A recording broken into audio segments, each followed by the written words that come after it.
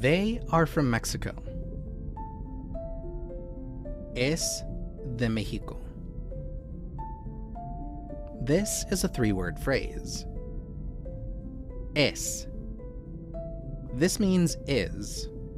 It's from the verb ser, used for identity, origin, and permanent traits.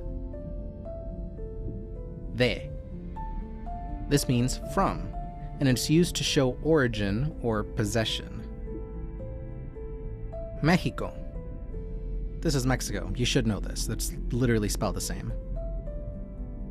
Using the words es de together is a super common way to say where someone is from. Putting it all together, you get es de México.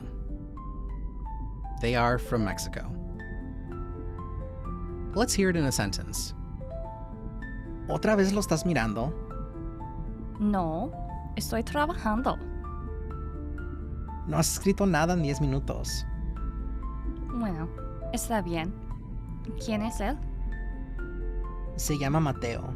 Empezó ayer. Es de México. Again, the phrase is es de México. They are from Mexico. Practice in the comment section below. ¿Conoces a alguien que es de México? Like and share if this video helped, and subscribe for more videos. Adiós.